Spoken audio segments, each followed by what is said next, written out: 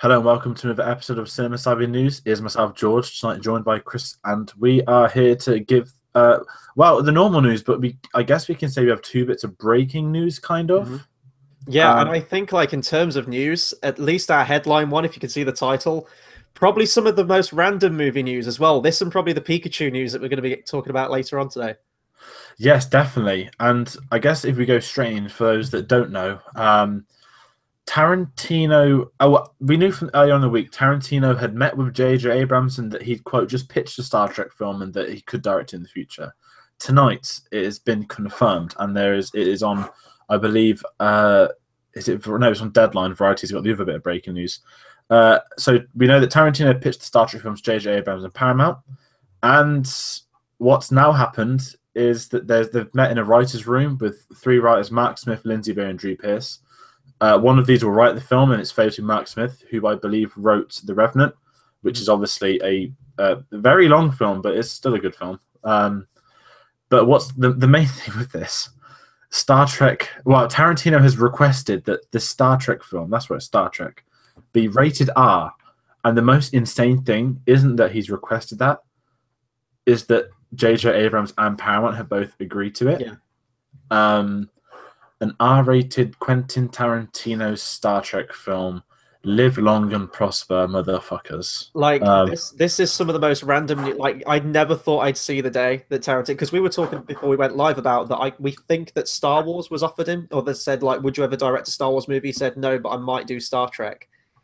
But it's just a combination you never expect. Tarantino does his own original movies; they're always like hyper violent, loads of profanity in there. If he's bringing elements of that to a Star Trek movie, I don't know if it would fit Star Trek, but I'm not going to lie, it's a Star Trek movie I want to see. It's the most bold Star Trek film maybe ever done. I mean, it's pretty ballsy to basically reset a timeline through time travel, but they pulled that off, and now they're jumping that gun further, and they're going to pull off an R-rated film. The fact that they agreed to that as well, I mean, that's probably the most shocking bit of news. Once you get past the initial shock that Tarantino's doing a Star Trek film, and they allowed that, because I mean, Beyond, it didn't flop, did it, Beyond? But I don't think it did as well as they were hoping. It underperformed, and to me, I mean, I only saw it recently. I won't lie. I think you and Tate did our review on the channel. Yeah. I mean, as a whole, going to Star Trek, I guess I've never technically talked about on the channel. I didn't like them when I was younger. I can't get into the TV show, the old films, but I do really like the rebooted ones. The last couple of years, haven't seen the new Netflix show, which I've heard mixed things about, but I might catch that eventually because it has got Lucius Malfoy as a captain. But with Star Trek, it's a property that I'm interested in now in the future ones, not the old ones, if you know what I mean. But I want to see this film. Mm-hmm. I mean, with Beyond, it was released at the wrong time. I remember that first trailer was terrible, where they had Beastie Boys, and the first two trailers were terrible. It was really only the last one that got me, because they just used like regular trailer music in that one. It wasn't Beastie Boys. And they tried to make it like Guardians, like action beats, and that isn't Star Trek. That's not what these films were about. And when I did watch Beyond, I really, really enjoyed like the other two films. I thoroughly enjoyed it, and this one got mismatched. Did a bit of research, and I think even Simon Pegg said that it had been marketed wrong, that we didn't need to use the tracks, because they use the tracks in the film, but that works for what they're doing in the actual film, in the context of the film. It works. And that's what I really liked about that. But you know, if they want to keep taking these risks, but you know, how good's marketing if you're going to market if they said Star Trek 4 is in production, like, okay, Star Trek 4 is coming out in the future, there's that. If you say not only is Tarantino doing a Star Trek film, people's ears are going to prick up. And if you say you're doing an R-rated Tarantino film, then your Spock ears are going to go up. Yeah. Because to me, this is a win-win situation, because you've got a guy that will deliver a good film. I know he's a controversial person, he will deliver. And you know that that's going to help them financially. And I think now in the era where Deadpool made 700 mil, Logan's made a decent amount of money, New Mutants is coming out next year. I guess we got to talk about Fox in a bit as well. But they're in a situation now where R-rated films are worth taking risks on. Yeah. But for Star Trek, I want to see this film. But he's not writing it, though, is it? Well, at least not officially yet. So I'm sure he'd have a hand in the script and things like that, but it just seems like he's going to be helming it. Apparently it's going to have the same cast, we assume, at the moment. Like, when I heard the news, I thought, Tarantino's going to do like a weird kind of subversive individual Star Trek film, but the rest of the Star Trek films are going to continue. Reservoir Spocks. It's Nice. been pitched. Yeah. I think if he's pitched a film, then he's obviously given them the story. It'll be that they'll probably do a couple of drafts, and I'd imagine he does the final draft. Yeah. But it's just so bizarre, but it's so like unreal. I'm looking If forward he to brings this. his like 70s soundtrack into it, though, the Guardians of the Galaxy parallels are going to be too much. Like he's going to have to rein it back on the music. Just get Michael. I keep want to call him Giacchino. It's going to take some getting used to that new pronunciation. But yeah, no, I mean, I'm interested. It probably won't be out for a few years because I mean he's got his other one coming out first, isn't he? So this will be his 10th film. Yes, and I've got to say, we do have to report that news as well. But speaking of the 10th film, he said for years he'll retire with the 10. Me and you both chatted before we went live, and neither of us think that Star Trek would be his final film.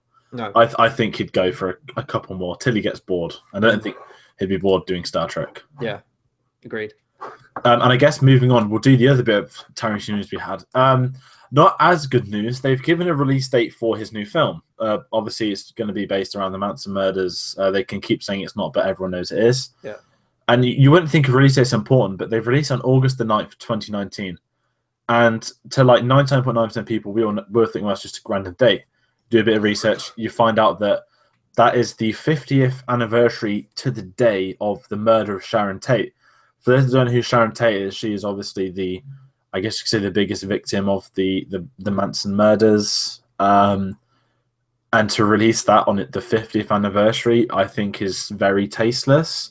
I'm really hoping that this film gets moved away from that date because if that's caused a slight controversy in 2017, it's only going to get worse and worse.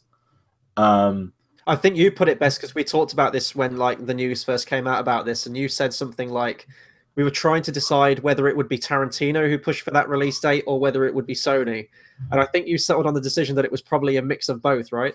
I can imagine them saying it will come out in 2019. I can imagine one of them saying that's the 50th year of her death. And I can imagine the other one thinking, well, let's get it on their release day then. The thing is, you can picture Tarantino saying that. You can picture Sony saying that as well. They probably just agreed on it. I assume they will change this, but casting is still underway. Yeah. That's the thing. We're talking about a Star Trek film, but we still have one more coming before then. Yeah. But it's. I mean, he's been in the news loads recently on these episodes, but it is nice to get, hearing that he's still doing more work in the future. Absolutely. Speaking of, well, maybe not doing work in the future, I guess. Oh no, that's the next bit of news. No, we'll do 20th Century Fox. I'm getting ahead of myself. Before we do 20th Century Fox, let's talk about DC. Oh, yes. Speaking of maybe not getting work again. Yeah, it's all this. So at the minute, obviously, Justice League has not been the financial film it wanted to be. We'll talk about that in box office breakdown. Last week, we kind of spoke about the fact that there's talk that they gave the reasons as to why it failed, didn't it? That some people wanted their bonuses early, which is why they didn't delay it. They wanted their bonuses before they all got sacked. Literally in the last half hour, Variety's got an exclusive article on the future of DC films. I'm not going to sit here and read your entire article, but John Berg will be leaving his role as the head of the comic book production division. I don't know who he is, but they're trying to replace him. There's no Jeff Johns, who wrote a lot of the New 52, who should have been the Kevin Feige of this universe, because he actually helped produce a couple of these films recently. He's going to still be working on them, but he's going to have more of a backbone and be, quote, an advisor, not an actual producer on the films. And that not Roland Emmerich, but another Emmerich, who I've forgotten the first name of, he's going to be taking over as head of the DC films, wherever they want them to be. The final thing is that Warner Bros.'s corporate people, the real high-ups, they are apparently fuming at the box office that this film has made. The disappointment, everything's happened around it. They do say though that they did have a lot of big hits though this year, didn't they? Like especially with it, like they've recouped the cost of that with those other films. Yeah, they basically say in the same article that I think one of the reasons it's easy is that it was such a big hit. I think that's about to get 700 mil. Dunkirk crossed 500 mil. Wonder Woman 800 mil. The likelihood is that two of them. I mean, to be fair, they've got a payout note in 120 mil. So really, they still did by that a budget of 100 mil. So they've still made profit with this payday.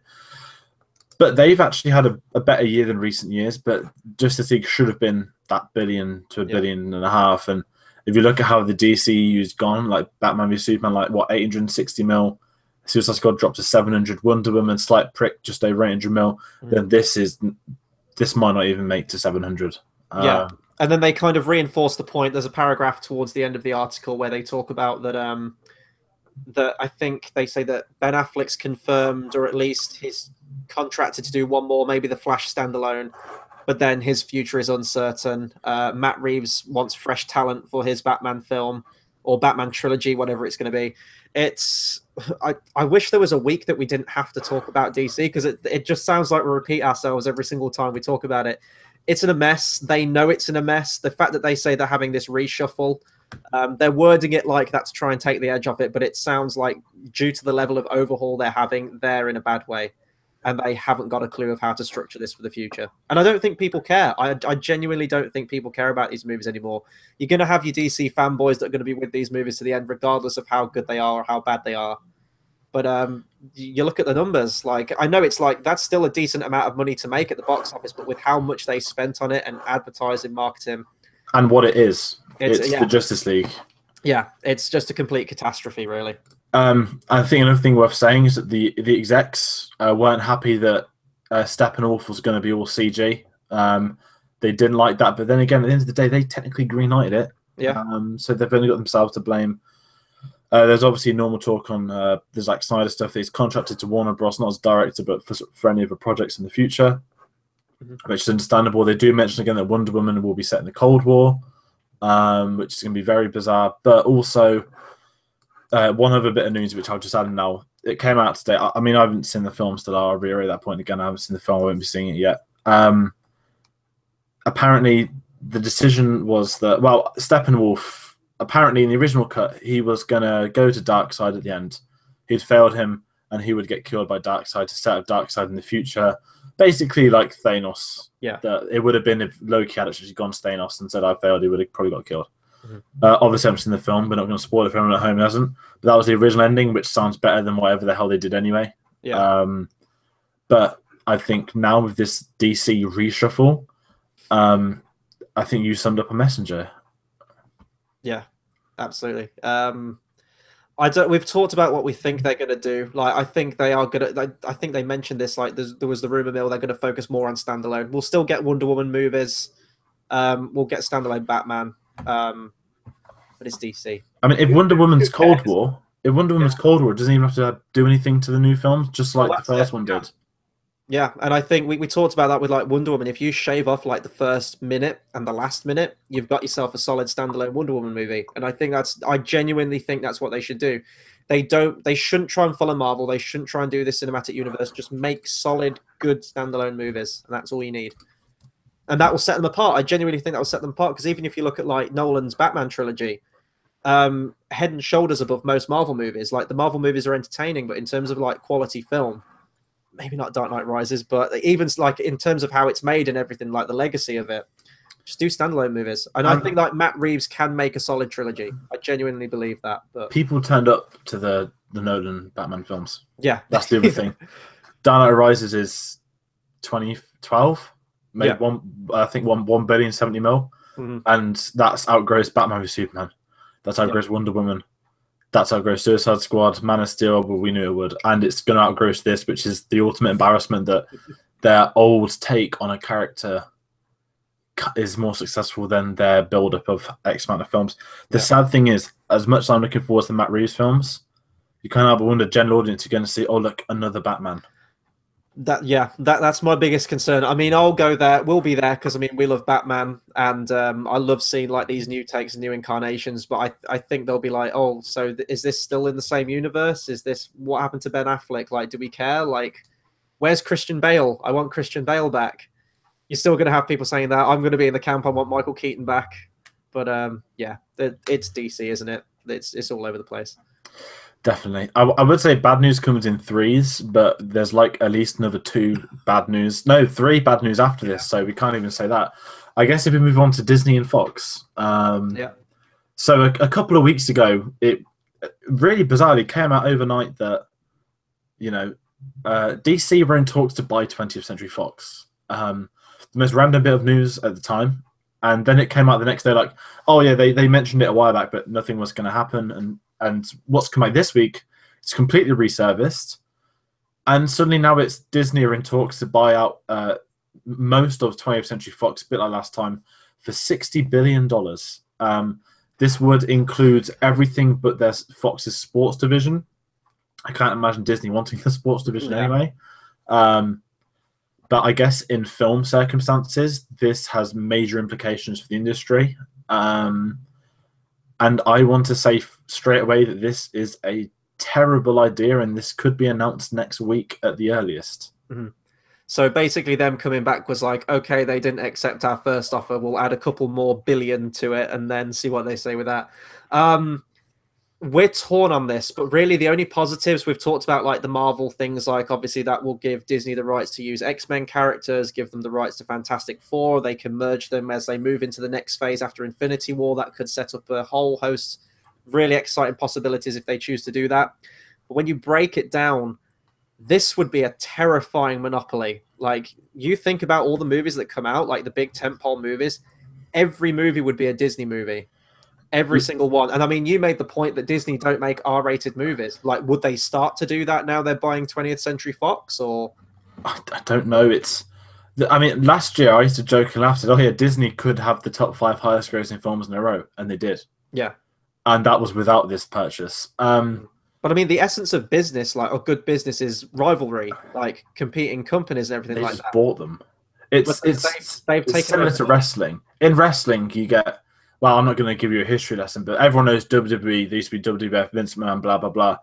Their rivals back in the day when wrestling was ever at its best was the rivalry with WWE and WCW, another company, ironically owned by Tim Turner or Time Turner. I don't know if that's right, it's Warner Bros. Or not. Doesn't matter. The point is, when he got so much money, Vince McMahon just bought the competition like Disney. First, he made his product better, and then he bought them just to like stick the middle finger up. And now he owns all of wrestling, and it's got worse and worse as he's got older because he's senile and doesn't understand modern audiences, blah, blah, blah. It echoes this potential. I mean, let's be honest. The only thing stopping Disney are the Justice League and Warner Bros. Disney are going to be fine. I think that's the best. Give that until like their big phase 3. Like, they'll squeeze all the rights out of X-Men and Fantastic Four, and it'll be, what do we do after that, after we've done Galactus? Oh, I know, Avengers versus Justice League buys out Warner Brothers Justice League. We'll get you back on track, Warner Brothers. We'll make your characters great again. I swear about 2 years ago, there was talk that Disney had looked at buying Warner Brothers for like $100 billion. That was about 2 years ago. It was a really bizarre article. Made all the weirdos saying, yes, we get an X-Men, Avengers versus Justice League, blah, blah. But I think honestly, this is terrible. Like 60 billion, that's like a drop in the ocean, isn't it, for Disney? Yeah, I mean, but when you think they bought Lucasfilm for $4 billion, yeah. But then Lucas did sell them cheap. I'll always say fair play to him on that. However, $2 billion of that was Disney shares, which is probably worth like 3 times as much now. But I think the other thing is that since this come out this week, both Disney and Fox's stock has risen in terms of value. So investors clearly like it, but I think this is a very dark start for film because yes, you're getting X-Men and Fantastic Four. Personally, I don't care. I've had enough of Phase 3. All it means is that we're going to get Doctor Doom and Galactus for Phase 4 and 5. Yes, Disney will get the rights back to distribute episodes 1 to 6 of Star Wars, which means we can get a proper box set of the originals or 4K copies or whatever the hell they want to do. I was shopping earlier and I saw the complete saga box set, and it was episodes 1 to 6, and I realized it was the one Fox did a month before episode 7 came out, which is literally just fake news. But except for them getting the rights to them, I don't see any good deals. I mean, someone's like, oh yeah, they'll inherit Avatar, Alien, Predator, Apes, and a load of other stuff. They wouldn't make them. They might do. Yeah, I mean, Predator's coming out next year. Yeah, James Cameron shaking in his boots. Oh no, Disney are going to interfere with my magnum opus. I mean, to be fair, I can imagine that would help Avatar. And if you're looking at all those other ones that you just mentioned, like, it's bad. Avatar's probably the closest one to looking like Disney. Like that, I think they even have like a Pandora right. Yeah, they do, don't they? So it's probably why they bought it, to officially license it for themselves. But I think this is bad for film. It's going to happen, and maybe Disney are just going to buy them and just leave them to it and just have in-house competition, if you know what I mean. But I don't see Disney doing that. But when you think about it, right, they'll have Pixar, they'll have Lucasfilm. Well, that includes Star Wars. They'll have Pixar, Disney classics, Star Wars, Indiana Jones, X-Men, Fantastic Four, Avatar, Planet of the Apes, Aliens, Predators. It's not Terminator's not 20th Century Fox, is it? No, that's no. That's fine. That's safe. Oh God, there's loads more though, isn't there? I mean, Oh, Marvel! Oh my God, I yeah, forgot Marvel. yeah. And that's only going to gross like $3 billion next year at this rate. It's a humongous deal, but it's. I'm already feeling the Disney fatigue. I'm not gonna lie, with the live actions. I do love Pixar, but like the animated, the Marvel, the Star Wars, like especially with the Marvel, like absolutely with the Marvel, because you're getting like 3 movies a year. But if they start doing that with other ones, like I am feeling that Disney fatigue. It feels like it's everywhere I look. But with this will just tip. This will be huge. This will be like Disney will become like the Eye of Sauron that we now need to take down or something like that. It's And the Justice League will be the Fellowship to take them down. Yes, yeah. With CGI. Jason, no, it's not Jason Mills, not CGI. He'll be in a bubble. There we go. Yes. Fuck knows. It's bad. It's bad. Yeah. I don't like it. I don't want this to happen, but it's going to happen. We're going to have to live with it. Speaking of fucks and bad, though, I guess we need to talk about. I don't know if it's on the plan here or anything, but Dark Phoenix. Yeah, I was about to mention that. So today, EW dropped a cover photo for Dark Phoenix and a couple of pictures from the film. I guess all I can say is that Jessica Chastain's going to be in it, which I was looking forward to. But when you know the reality that Disney buying, now that Disney are buying Fox, does this not make this the most irrelevant X-Men film ever made, given that they're probably going to reboot it straight after? Yeah, or New Mutants, or however, because they had like 5 planned, didn't they? I think they had like 5 X-Men movies, including Deadpool sequels. I could imagine them keeping Deadpool. I couldn't imagine them keeping any of us at all. No. But in terms of the look, I mean, we can't bring up the image, but as I said, like if you just Google Dark Phoenix from X-Men, Dark Phoenix, you'll see it. It reminds me of something, and I think doesn't Jennifer Lawrence wear like a flaming dress in one of the Hunger Games movies that she like takes on stage? Oh, she spins around and it sets on fire and she becomes the Mockingjay. It kind of reminds me of that. Like if you like go onto like Google Images, type in Dark Phoenix X-Men comics, the costume there would look great. They just needed to port that, because I mean she had like a costume in Apocalypse, I think. I don't know if it was like the general black leather ones they usually have. But you could do something like that and it'd look great. But they've gone with this like complete nude look, almost like Mystique's character. And they've got like all of her skin like breaking apart like ash, and like like she's being like in the event of Pompeii or something. Yes, I don't really like the look of it. No. Does that mean we're gonna get like really creepy naked Sophie Turner all the movie? Like, I mean, I hope not, because I know she's 21. She's my age. I mean, she went to a school next to where I went. Little fact for everyone knows at home. I've met twice. Anyway, back to this. I despise X-Men Apocalypse. It ruined the X. I mean, I didn't mind the X-Men films before, but when Matthew Vaughn came on and he, did what he did at First Class, he basically gets the credit in my eyes for Days of Future Past. He wrote the script, he pitched the story, and then he left to do Kingsman during production, to which Bryan Singer literally came in, and I think he only changed one scene, which was going to be Juggernaut breaking out Magneto. He switched it to the Quicksilver scene. Yes, the Quicksilver scene was fine, but you just know that Juggernaut scene by Matthew Vaughn would have been a lot better. Yeah. He's a lot better director. We'll get to Bryan Singer in a minute. The scumbag. But Apocalypse was just so bad, I don't care.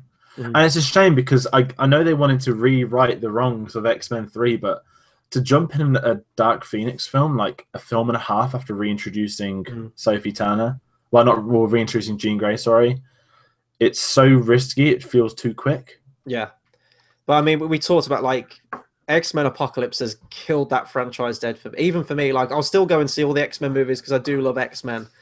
But I mean, that was the drag shoot of that franchise. Like First Class was phenomenal. Days of Future Past is one of my favorite comic book movies. That was like an event. Film. It was like an event film. Yeah, it was. And it kind of felt like the end almost, didn't it? Like they should have just ended if they were going to like hand over the rights to Disney or end X-Men and focus on Deadpool. Days of Future Past should have been the one to end it off on, because it brought everything full circle.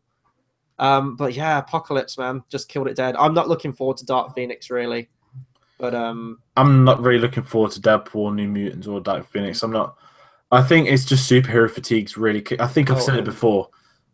Avengers 4, and I'm done. I'm really done. Like, yes, I'll see the other Marvel ones, and yes, I'll see these X-Men ones, but there's just not going to be. It's not going to be the same as what it was when I was a kid. I remember, not even as a kid, but even as in my teen years, reading comics. If I was at midnight, Days of Future Past, and I had an exam in the morning after that was like one of the biggest exams of my life, but I was at midnight before because I cared more. Says a lot about me. But I wouldn't do that again for these. And I think that time has passed. Whether it's just because Star Wars is back, I don't know. But when there's like 8 or 9 films a year, and it's just, you know, why? You don't need that many. But I mean, I guess under Disney, at least they'll probably tame it down. Yeah, and X-Men felt like it used to feel special. Like you got one like every 2-3 years. Now everything sucks, and we get in. Well, actually, no. Apocalypse came out 2 years ago, I think, didn't it? So last year we had Logan this year, which was great. Like I said, that was me bowing out with Logan. That's my opinion of X-Men. I will leave with you, Hugh. Same with you, Patrick Stewart. Yeah. Oh, do you know what the sad thing is? What's that? Hugh Jackman and Patrick Stewart always said they'd come back if they're in the MCU, and I really hope. As much as I want to see them in the MCU, I really hope they don't, because it will ruin Logan. Yeah, I really, if Disney do get the rights to it, I think their best bet is to completely reboot it. I'm talking new Wolverine and everything, and I know that Hugh Jackman is Wolverine. He will forever and always be Wolverine, and I do want to see Hugh Jackman alongside, you know, well, actually, we probably won't get Iron Man, will we, in all honesty, after Infinity War? But I don't know. I'm super, as you said, superhero fatigue completely. Is this a great time? I mean, that's it of superhero news. This is a segue. This is a great segue, though, in all fairness. Yes. So talking about a previous Bryan Singer film, I think last week we reported that they'd stopped production on the Freddie Mercury film because of, quote, a personal family health issue. On Monday, they decided to sack him. Fox did. One good thing before they got sacked. They sacked him for not coming out on set. It came out that he was actually getting into arguments with Rami Malek, and it got to one argument where he picked something up and threw it at him. Rami Malek's obviously playing Freddie Mercury, the lead star, who is not iRobot. What's that Amazon TV show they all go crazy about? The hacking one.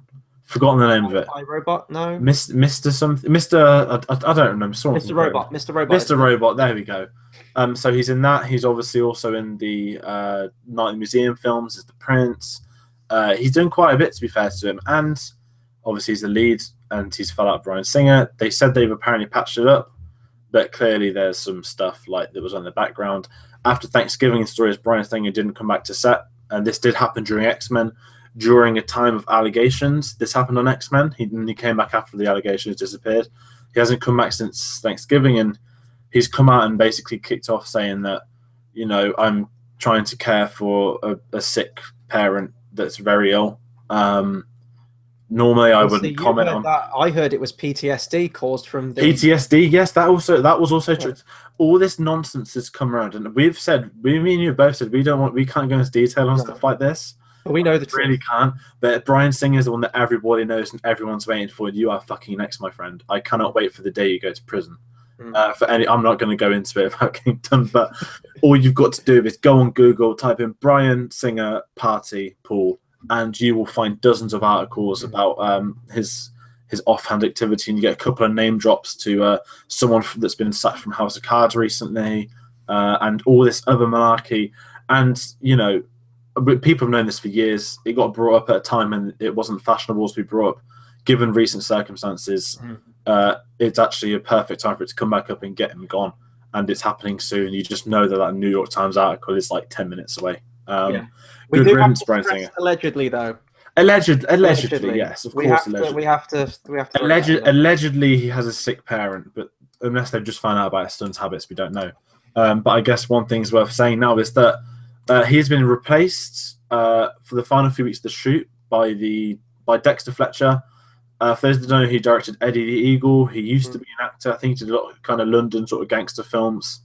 And he's going to direct. Did he do Wild Bill as well? Yeah, he did. Yeah, he did Wild Bill. That was his first movie. Sunshine on Leith as well. He did. Yeah.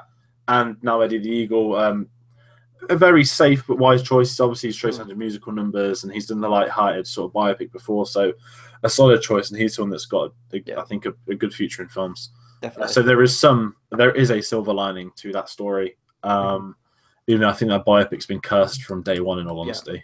Yeah.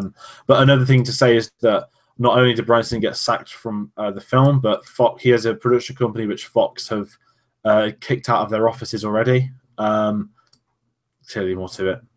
Just do that Google, like I said. But that's enough of me ranting about despicable people. The next bit of news is David Goyer's going to direct Masters of the Universe. I don't know how I feel about. I mean, David Goyer is one of the most hit and miss people working in Hollywood for me. Like, he can come up with a story for The Dark Knight. He can pen some great scripts. He can come up with some great ideas. Not all of which come to fruition, but you can kind of see the sparks of greatness there. Then he goes and directs films like Blade Trinity, which, in all fairness, I haven't seen, but I know of its reputation and how bad it is among the comic book world. Masters of the Universe, this has been in production for a good amount of years now. I remember when like concept art was released for this, they wanted to go with a more realistic tone. I was worried because if you look at other 80s cartoons that have been ported to big budget live action movies, looking at you, Michael Bay, with Transformers, they're never usually that good, in my opinion. So I was really worried about this. But the concept art looked great. It almost looked like Lord of the Rings. It looked like that kind of, they were going for that archaic history. They were going to develop the lore and everything like that. But now that David Goyer's attached to it, I'm thinking this is going to be more World of Warcraft than it is going to be Lord of the Rings. It's a very odd choice to do this film. This has been like developmental hell for quite a while, I guess we could say. But I thought everything was moving ahead with it for like a long time, and then it's just gone quiet for like a year, 2 years. Yeah, he's come back with this. It's the fact that, I mean, he's better known for his writing and directing, and do you really want to chuck? Yeah, he's not new to it, but do you really want to chuck someone on a film with a budget that I assume will be very high to pull this off? It's risky. Not just that, but to like get people to take He-Man seriously. Like, considering he's the face of him, but... over in England, he is the face of car insurance adverts now, isn't he? Over here or something. Yes, he is. Yeah, and Skeletor, epic Skeletor, wasn't it? Hashtag. There we go. So it's you know, currently it's basically like a parody. It's like what's his name from Reservoir Dogs and Harvey Keitel. Yeah. Pulp Fiction. He is the face of also car insurance companies over here when he's doing his Winston Wolfe. Yeah, and what a way to kill a character in a legacy. He's in it for the money, but He-Man is just such a bizarre. I want to know who they're going to get to play He-Man. I guess that's the fun thing. Didn't Dolph Lundgren play him in the original? I kept thinking that, and because we saw him last week, like Dolph Lundgren, like that's not an easy. I mean, in terms of acting, it's not a hard thing to like replace, but in terms of like physical condition, to a man that's going to basically be blonde and shirtless for a film, there's only one guy in the world currently that's blonde and ripped that does films like these. They're really going to get Thor to play the same character. No, they're not. I don't know how they're like. Are they going to use like CGI enhancements? Like, I don't know. Like with Warcraft, that was more motion capture, though, wasn't it? In all fairness, I don't know. I'll wait for a trailer. I'll wait for more concept art. I guess I can't judge it right now. It might be great, but it's a difficult one. It's a difficult one to get people to take seriously, I think. Definitely. Speaking of not taking movies seriously, Jesus Christ, this might be the worst bit of movie news I've ever heard in my entire life right now. So, based on the Pokemon Go hype, because that's the only reason this film was put in production, Detective Pikachu is still a thing, and that's still going to be in production. It sounded like you just said Pikachu. No, I'm not. Pikachu, yes. I mean, now we're thinking of Pikachu with a little hat and beard, like Watto, because that wasn't the racial stereotypes in the Phantom Menace and Attack of the Clones. But that film is when this film was first announced, I literally thought it was a joke. Because there's that picture that's been going around for years of like literally Pokemon Go Pikachu in the street. That's exactly what it looks like. But legitimately, they're still using that image everywhere. And now they announced that Ryan Reynolds is going to voice him. Who's Deadpool? Let's be honest. Like, he is Deadpool at this point. Like, is that the voice you imagine Pikachu speaking with? Oh no, because Pikachu doesn't speak. Not English. He makes noises. He makes noises. He just repeats his own name. Yeah, he repeats his own name in different. I mean, of it, yeah. If Ryan Reynolds would do that, it's fine. But they've come out and said this is going to actually be like have dialogue, which I think is terrible because you cannot unhear Deadpool from this. No. There is no way you can. They could have even gone the route of, you know, Vin Diesel voices Groot. He has 3 words. That's an A-lister on a 3-word. You can get away with that in this day and age, but you just know that Ryan Reynolds is going to use this film to like market Deadpool and just take the piss. Like that's that's the only reason he's doing this film is to take the piss. And then we're going to get Deadpool 3, and he's going to have like a little plushy Pikachu in one scene. Yeah, and then Disney will buy Pikachu rights as well. Oh god, they buy Pokemon. Jesus Christ, if they do that. This is going to be like Smurfs or Garfield. Actually, Garfield's probably a better example with like the talk, but at least Garfield's a character that spoke anyway in the old cartoon, the comic strip. This is just, you finally have the rights, I guess, to make a live action Pokemon movie. Imagine the possibilities you could do with that if it was in the right hands. Like, imagine like the landscape, all the different creatures, like with CGI or whatever you're going to do it. Possibilities are endless with a live action Pokemon movie. And this is like almost like a backstreet bootleg Pokemon movie, almost. Like, this is the worst physical idea you could come up with to do a Pokemon film. But why is he a detective? Why is he a detective? I don't know. Pikachu never had any qualities that were a detective. It's ridiculous. I don't know. Is this going to be like Sherlock Holmes, like as a yellow little blob that shoots electricity? It's just they want to cash in on the whole Minions hype, don't they? We want some cutesy yellow things that the kids will love. Enough's enough. Yeah. As Phil Frank would say, it's time to stop. Speaking about a film that I think we're both torn on. Yeah. Edgar Wright's been talking about Baby Driver 2. Now, I love Baby Driver. It's one of my favorite films from this year. Definitely. And it was original. It was something unique. And you could tell he'd been working this for a long time. And there was talk a couple months ago that there'd be Baby Driver 2. He doesn't do sequels. And then he's come out and announced he's in talks this week with the following. Oh, it's a long quote. I'm going to read it. The talks are in the works. The deal is being hammered out as we speak. Hopefully I'm going to at least write a second one. I've definitely got lots of ideas. Whether it's the next movie, I don't know. I'm just working it out right now, actually, of a couple of things I've been developing and also a couple of new ideas I had and all the nice things I've been offered since. Then he also said that he wants to make the film quicker than last. He goes, I'd like to get back on the saddle very shortly, although that's beyond my control. There was 4 years between World's End and Baby Driver. I don't want it to be that long again. I'd love to have a film like the next 2 years. Mm-hmm.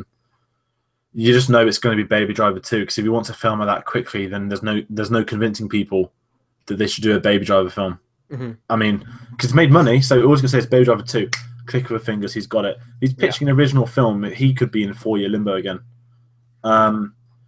I don't think you can capture the magic of the first one again. No. Like, the first one was so unique, but it worked for a self-contained movie, and it was a self-contained movie. It had a beginning, a middle, and an end. Everything was rounded off. And I think you'd cheapen that first movie. You certainly wouldn't have Kevin Spacey. Well, he died anyway, didn't he? Spoiler alert for the end of Baby Driver. I'd like to see him just do something original, or even like I could see a sequel happening to like Hot Fuzz. I know that's been on the cards for a while. I could see a sequel to that happening, but Baby Driver 2, no way. I don't want one. But who knows how it would turn out. I mean, you still have Edgar Wright directing it, writing it, and helming it, and everything like that, but some films don't always need to have a sequel. Sometimes they should just be as they are. And Baby Driver is one of those movies. It's the classic, what do I say about music? That difficult second album? Yeah. This is literally going to be a second album. Mm-hmm. The entire film was a soundtrack. Yeah. And he wrote scenes around these songs as well, which is evident. But my issue is that the way it ends, if it had ended with him in prison, you can do a sequel. But it ended with him out of prison, waiting the years, and on the Sunset Road with Lily James, is it? I can't remember her name. Yeah. She was Deborah, wasn't she? I think her character's name was. Yeah, and I adored that. I mean, I adored that relationship. I thought that was great for the film. And I don't think you can capture that magic, because all it's going to be is you've got out, but you're going to have to come back. I mean, John Wick 2 worked, and that never should have. Yeah. But that was a bit different. The first one was so self-contained that it was one single strand of story. Mm-hmm. But this, I don't know. Like, I don't know. At least they're kind of Kevin Spacey, and I guess they're happy about that one. They dodged a bullet with that one. I guess that takes us on to our next bit of news, right? Back to the wonderful, weird world of Ridley Scott, I guess, who says that another Alien film is coming. You still haven't seen Covenant at this point. I know you need to catch up with that one towards the end of this year. It's bad. It's really bad. But by the end, we knew we were going to get another one. This is actually going to be my first time reading this quote, so I'm going to do my absolute best with this. I'm going to read this verbatim as he said it, so we're in for a treat. I think that we have to do it gradually, drift away from the alien stuff. People say, you need more alien, you need more face pulling, need more chest bursting. So I put a lot of that in Covenant and it fitted nicely. But I think if you go again, you need to start finding another solution that's more interesting. I think AI is becoming much more dangerous and therefore more interesting. Close quote.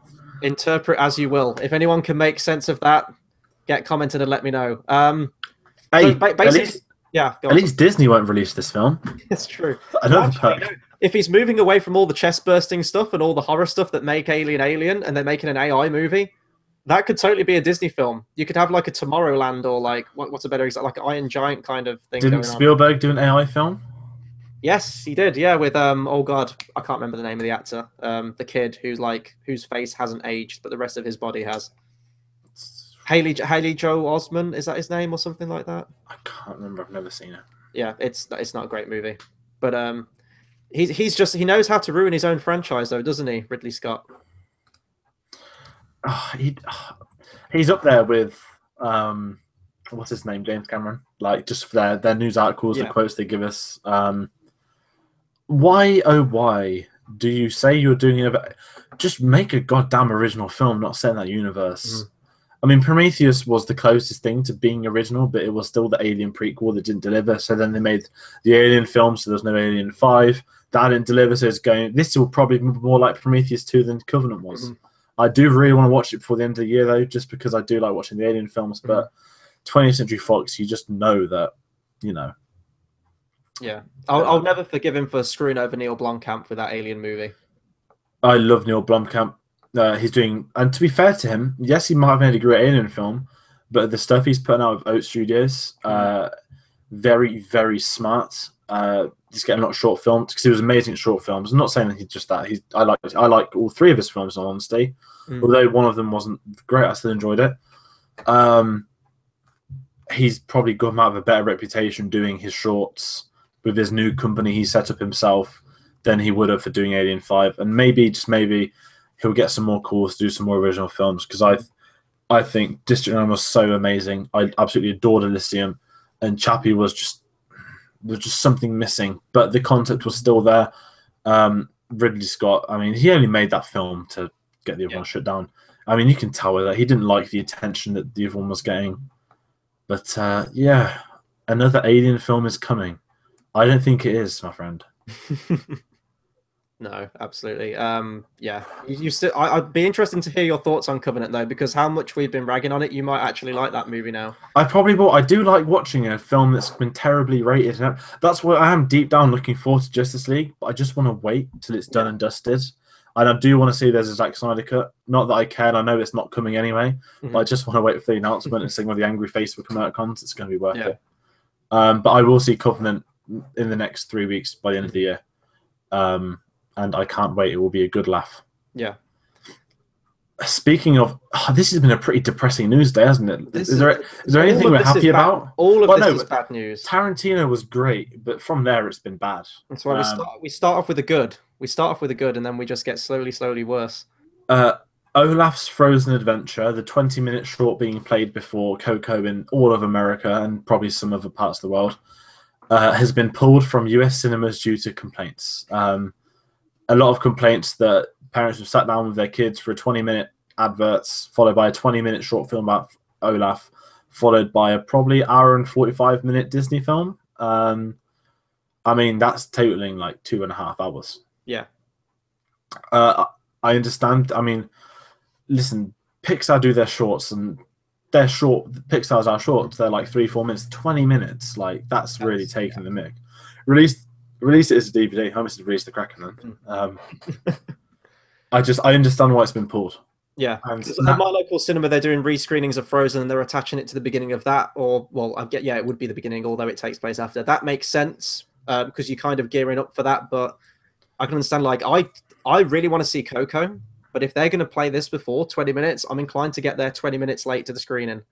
I think want to watch it once just to see what it's like. I didn't like Frozen, but I'd be interested to see it. But I can understand you know, people's concern, especially when you've got all the adverts at the beginning of the film as well. I think that over here, well, I mean, we didn't get Coco till January. I guess that's the one thing worth mentioning. I reckon because it's Christmas thing with Frozen, that's what they tie into. I reckon that we've got these Frozen screenings because we won't get attached to Coco. Yeah. Whether they want to stick a middle finger up and we do get attached to Coco, then that's me out. I'm not there. I really do want to see that film. I was torn on it. From what I've heard since its release, I am down for it. And I did hear Michael Giacchino play A Sweet Life, which was pretty awesome. But I am not going to pay if I've got to watch 20. I saw Frozen like everybody. It had so much hype. You had to see it. I do like watching the Disney films. And I was just contemplating life. I despise everything about that film. And I like Josh Gad. But my friend, you are a better promoter of Star Wars films than a snowman. For those that are watching, check out his new video with Lupita Nyong'o. Do we talk about more depressing? Well, this is probably more depressing for you than next. Yeah. So apparently a screenplay has been completed for a remake of Escape from New York, which is a movie from the 80s. I think it's late 80s. Kurt Russell, directed by John Carpenter. I've seen it once. I'll need to watch it again, but it's just one of those. I mean, it's a classic. It is a classic from the 80s. Like, if you do bring up a list of probably like top 100 movies, it's going to be in there. It was like a really low budget movie. Most John Carpenter movies were, in all honesty, but it just had a charm to it. And you had the character of Snake Plissken, played by Kurt Russell, who's like the eye patch, the mullet, the headband, like the archetypal action star. It's just going to be a shell of that former movie. Is it starring The Rock?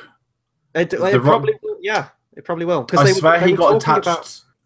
Yeah, go on. He did get attached to a remake of a classic 80s film. It was Big Trouble in Little China, I think. Okay, the John Carpenter movie. Yeah, I always get it mixed up. Probably wouldn't be surprised if it is him. Yeah. The Rock basically is the only 80s action star left. I guess what we'll do, we'll skip the next bit of news because we're talking about Kurt Russell films. Yeah. A bit of happier news. Kurt Russell has been cast to play Santa Claus in a Netflix film coming out at the end of next year, obviously to come out around Christmas time. It'll be about a group of people that are going to try and catch out Santa on camera. I guess a modern twist on the only Santa thing that hasn't been done yet. Don't know if it'll be good as Harold and Kumar's Christmas film. I mean, Kurt Russell, like we said before we hit record, he's on a comeback, and he's got that kind of grizzly beard in Guardians 2, and you do see him like a sort of he's more like Father Christmas in the Fast films. Yeah. How he just pops up and is all like wondery and stuff. I'm actually down to see him play Santa. This is going to be, I can imagine him like, do you remember that bit from Jingle All the Way with Arnold Schwarzenegger where they go to that warehouse of like the really dodgy Santas? Like, I can imagine Kurt Russell playing a Santa like that. Yes, there's hiding out the back and stuff. Yeah. And that was great. I love Jingle All the Way. Stars Anakin Skywalker and Arnold Schwarzenegger. Mr. Freeze, more Christmassy player. Yeah. But I'm down for that. It's a little bit of news, but it's nice, light-hearted. It's something to up the atmosphere because we've got more depressing news. Rob Marshall, who's directing Mary Poppins Returns, who's also done. Did he do that Disney film? Not Cabin in the Woods. Into the Woods. He's done. I think he did Chicago as well. I mean, that won Best Picture. Somehow it did win. Yeah, it did win Best Picture, didn't it? And he did Memoirs of a Geisha as well, which is a great movie. And he's been offered The Little Mermaid to direct from Disney. Well, he did direct on Stranger Tides, which did feature mermaids in there, so that's probably why they've given it him. Oh, he directed that. Yeah. Well, that's changed my opinions of it. I mean, let's be honest, this was going to be next, wasn't it? They've done all the big ones. I mean, okay, Mulan is a big one, but that was their under the radar big one of the A-lister Disney animated films. You can deep down say Lion King, Beauty and the Beast, Cinderella, Jungle Book, and Little Mermaid. I think they're the 5. Frozen is too new for that. That's not our generation. But in 30 years, I'm sure they will do for that. Yeah. I just don't want them to be made. You know, like it's why do they need to be made? We've always got the difference that I've always said I preferred live action films. So I mean, with this, I mean, like I've said with Jungle Book and Lion King, I'm so intrigued to see how they go about making it. I'm very similar to this, but also I want to see Miss Trunchbull play Ursula. Oh my God, that's great! Yes, great casting. Maybe they'll use the pioneering technology meant to be used in Aquaman. I did mention that, didn't I, ages ago? I don't know if it was off like on Messenger, but I said wouldn't be surprised they do Little Mermaid if Aquaman comes out all right. think Justin Lin's come out. I think some pictures came up an hour ago of that kind of film. He looks the same because it's Jason Momoa, but apparently Justin Lin's basically been saying this isn't like Justice League. Who knows the right words to say? But Little Mermaid is next, and Sebastian's going to be the most terrifying live-action creature you've ever seen in your life. And that fish, is there a yellow fish in it as well? There's flounder, yeah. Can I make a casting? This is going to sound really bad now. Okay, can I say Rebel Wilson for Ursula? Is that harsh of me? Is that going to get us like shut down? Can we have Dolph Lundgren as the king of? Oh no, he's already been the king of Atlantis, hasn't he? Yes, yeah. It's I'm not gonna lie, to see a live action Ursula, it sounds so weird, but that's probably the thing I'm looking forward to most, especially like when she turn him into a crab or something, the king. What does she do to the king? She like turns them into like lost souls, which look kind of like seaweed, almost like these little horrible little creature things. I mean, which child isn't going to have their childhood tormented by that image of live action? Or you can just get what's his name from Thor, Odin.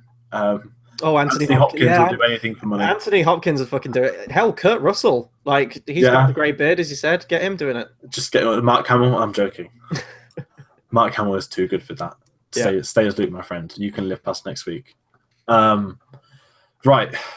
So we have had a bit of lines. Next up, James Mangold is going to be directing a film about Patty Hearst. I'm not going to lie, I should have researched who she was before we went record. I brought up a Wikipedia page. Thank you. People can wiki that if they want to, but we can move on. I don't really have anything else to say. I don't have an opinion. It's just his next film is not an X-Men film. Yeah. Because he's done a couple in a row. It's time to move on. And he's made some great films, so good luck to him in the future. Another bit of odd news, Annihilation, the new Alex Garland film, who's best known for doing Ex Machina, one of the best sci-fi films of recent years. His next film is starring Natalie Portman and Oscar Isaac, I think, and that was due out in February. And what's happened is, this is very bizarre, but potentially smart. It's going to get released in cinemas in America, Canada, and China. Of course, they want China, the cinema release. The rest of the world will get it on Netflix 3 weeks after. I think it's smart. I would like to see a film. I prefer seeing films at the cinema. But in terms of business, that gives the company, because most of the money is made in America and China. Mm-hmm. So they're going to get their biggest bits of money, and then they're going to have it on release straight away at the other countries to peak up word of mouth. So I'm interested to see how that deal goes down, if it works or if it doesn't work. Mm-hmm. But I'm down to see it just purely based on this last one. Yeah, it's nice to see some of these big directors now making the move to Netflix, and Padme and Poe, I guess, in a movie together. I didn't even think of that. All I think was Christopher Nolan telling Netflix they're a waste of time and then apologizing a couple of months after.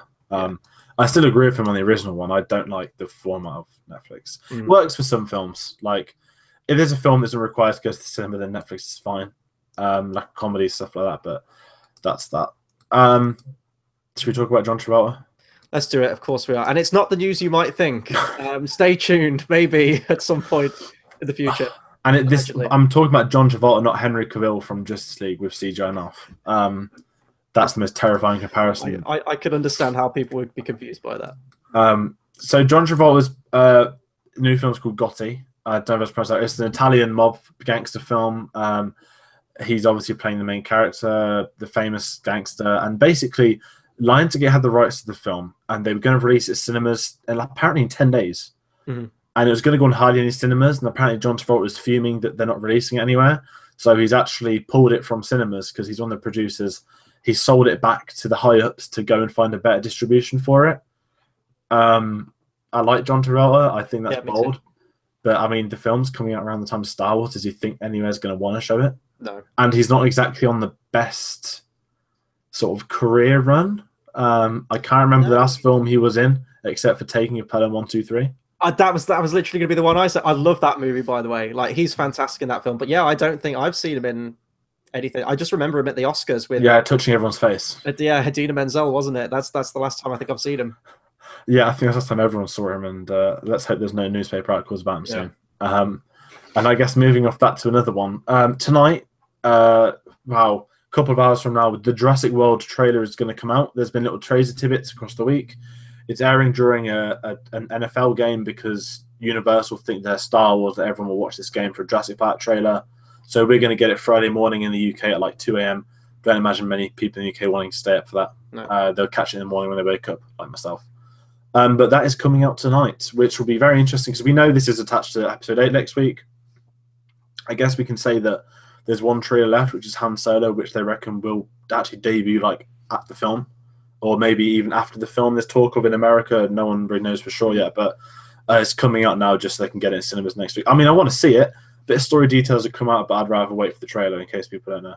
Yeah, me too. I'll be on a trailer reaction for this tomorrow. I think it goes at about 2 a.m., doesn't it, our time? Something like about that. like 2 and a bit hours time. But yeah, look out for a reaction tomorrow because I'm going to be busy pretty much the entire weekend and all the rest of the week afterwards. So tomorrow's going to be my only shot to get it out. Definitely. I would do a trailer talk, but I don't know when we're going to be free. Yeah, so we're so busy next week. We have a rammed week. But that's the news done. It's been quite long, depressing. We have box office breakdown, which I think is a first for this channel. Coco retained at 27 mil. It's on 290 mil worldwide. Not bad for an animated film. It's getting bigger. Justice League retained with number 2 with 16 mil. It's just crossed 200 mil domestic. It's on 570 worldwide. Sorry, I did the wrong on the schedule.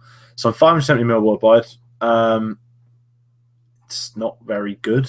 It might pass Man of Steel, which is like 680. It's not going to pass any other DC film. There is a Star Wars film out next week, which will absolutely murder it at the box office. Like, this will die, as will all of these others. Make no mistake, Star Wars is the king. Not a nice way, but it happened last time. No one's going to watch anything else that weekend except the people that try and go to a sold-out screen. And then Wonder, again, on the minuscule hit level, it's 12 mil last weekend, and that's now crossed 100 mil with a 20 mil budget. Doing very well, but more interestingly, the forecast this weekend, Coco is going to retain number 1 for the 3rd week in a row with 18 mil. Again, that's more embarrassing for Justice League that they're losing to an animated film 3 weeks in a row. But even worse for Justice League. Not that it sounds like I'm hating, but this is the statistics. This is abysmal for Warner Bros. They don't want to be reading this. They are fighting for number 2 with Wonder, a film a 15th of the budget, and they're going to be fighting for 9 million weekend. I mean, that's a solid weekend for Wonder. Its percentage dropping is about 40%, which is very rare, whereas Justice League is dropping 60% odd each week, and that's crumbling again. Given that this is the last big weekend before Star Wars out as well, where they're not going much past this, it is embarrassing for them, frankly. It's great for Wonder, it's great for Coco because they're all way past their budget, but Justice League is struggling. I mean, this is a film that should have grossed $1 billion by the time Star Wars came out. It's not even going to be on 700 mil. Well, it serves them right. I mean, they've done such a shoddy job of setting this thing up so far, and now they're getting what they deserve, in my opinion. I mean, it sucks. I mean, I love all the characters in Justice League, and I want to see them do well, but I'm not going to lie, it's kind of fun to see this whole Justice League train crash and burn. And then Brunity's made a comment, and I've read something similar. Avengers made more money in its opening weekend than Justice League has made in 20 days in America. Yeah. That is... It says it all, doesn't it, really? Yeah, it's... Game, set, match 5 years ago as well. It's embarrassing for them. It's a train wreck, and no wonder DC are crapping themselves. And there's only going to be more films that embarrass them over the coming year. Could Mary Poppins Return outgross Aquaman? Could. I think anything's on the cards at this point. I mean, we're getting Flash movie, we're getting a Shazam movie. Like, are they on arrival? Wonder, a film about Jacob Tremblay playing a disfigured kid. A drama. I wouldn't say a family film because I don't imagine many kids want to watch it. But I guess it's like it is like a feel-good movie, isn't it? Yeah, that's the word. It's a feel-good. That drama is potentially going to beat what should have been one of the biggest films in history. That is. I mean, it's great for Wonder. And I do like the fact this film has come out and it has done moderately successful. Well, it's been very, very successful. And it's getting a little bit of a push going into Oscar season. But it's even worse for Warner Bros. Yeah. It's just nail in the coffin. Definitely. And that kind of sums up all of our news for this week. It's been very depressing. Yeah, I feel a bit drained from this. It feels a bit of a downer. But I guess the one thing we can say is that a week today there will be a Star Wars film out. Yeah. So I guess we should say that there's probably no news next week. No, I was gonna speak to you about this after because I had a brain thought halfway through this episode. Okay. But what I guess we can say is that we have stuff planned. We don't know when it's going up, but basically from next Monday, we're in London for like 3 days, 4 days, basically 3 to 4 days. We don't know what's going to be happening on the channel. We literally don't. But I will say is that check out today's review of The Disaster Artist. Check out the drunken live stream of The Room. I didn't watch the film. I didn't get drunk with you guys.